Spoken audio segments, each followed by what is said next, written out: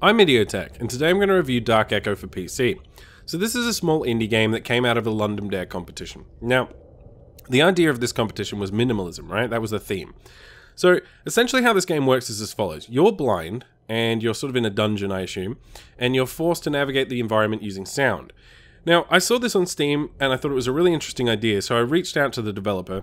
They gave me a key, and now I'm going to give you the review. So if you somehow have a problem with people receiving keys for free, and you think that that kind of thing biases me in some way, please feel free to tune out. Otherwise, we'll move on to the review. So I'm happy to report, for the most part, this game runs well. I've had no game-breaking bugs of any kind, no crashes, and it runs at 60 FPS.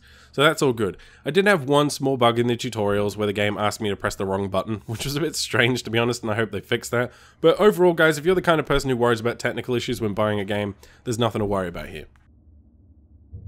So unfortunately there's not much here in terms of the user interface and menus. I guess that could go with the theme of being minimal, but honestly it would have been nice to see some more options here. So the graphics options, you have resolution, and that's literally it. So it would have been nice to see more there. Yes, it's a 2D game. I understand that there's not much you can give people in that respect, but you know, an audio options menu would have been nice, and the level selection menu as well is kind of minimal and honestly a little bit irritating. Once you reach the later levels of the game, there's like 80 little boxes you have to navigate through, and it can take a long time to move from level to level, so that's annoying too.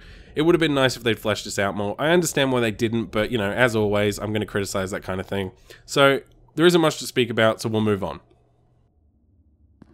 So this game is a 2D game, and it relies very heavily on its aesthetic, right?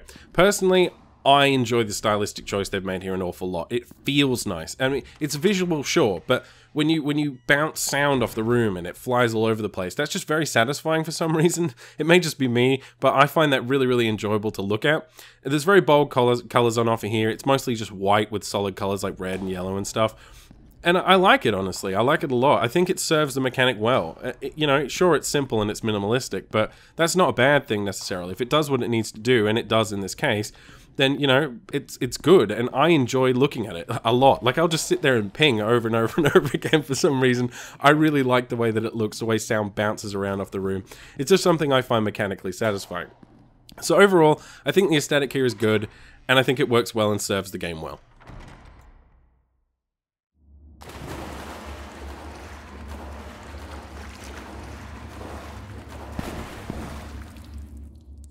So this is the most important aspect of the game, right? Sound is clearly the strongest aspect of this game, by far, and it should be considering the primary mechanic is based around it, right? So the atmosphere this game manages to evoke is absolutely superb. I really, really enjoy the sound in this game. You hear little flies hovering around corpses, you walk through puddles of water, there's water dripping from the ceilings, you occasionally walk over something squishy and you think maybe it's a corpse or something dead or blood or whatever. That's really cool. Sometimes there's other people in the world and they're running around, and there's animals like a frog. There's a frog in one level, and there's an enemy that keeps constantly getting distracted by the noise of the frog.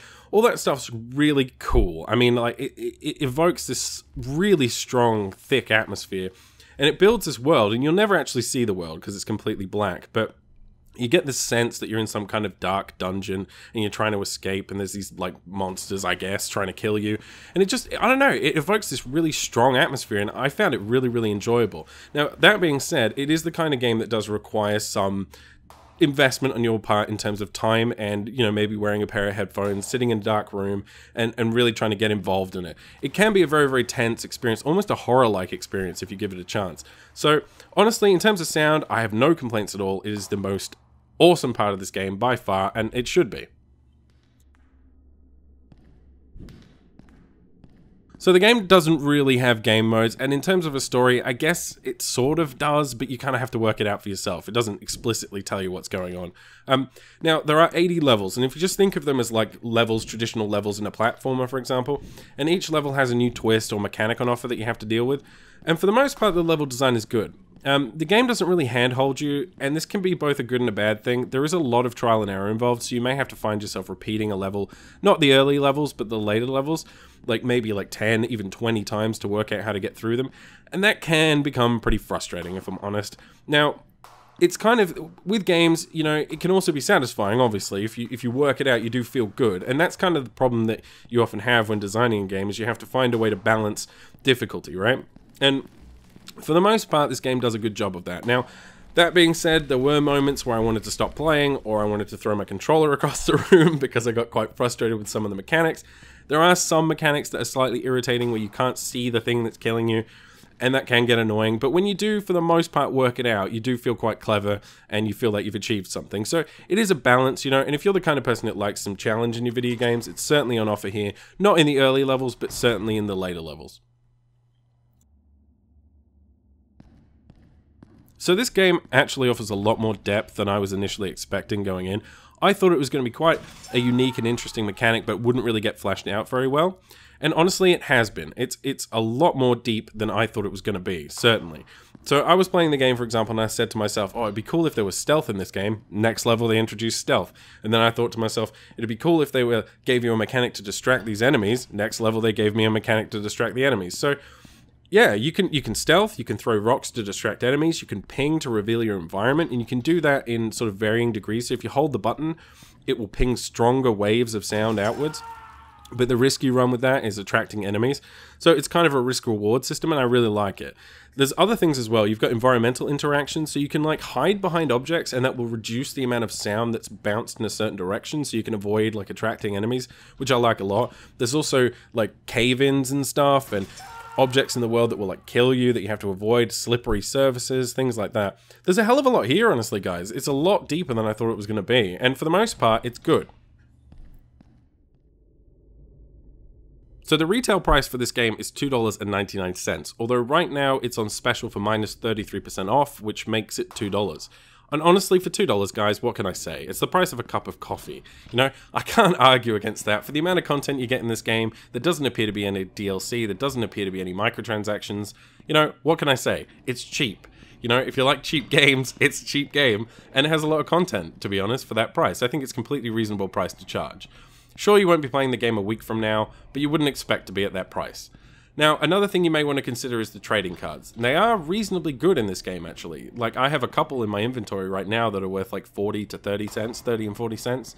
So, if you are buying this game, and you do buy cheap games in general, that is something to always consider, because you can always sell those trading cards and make some of your money back.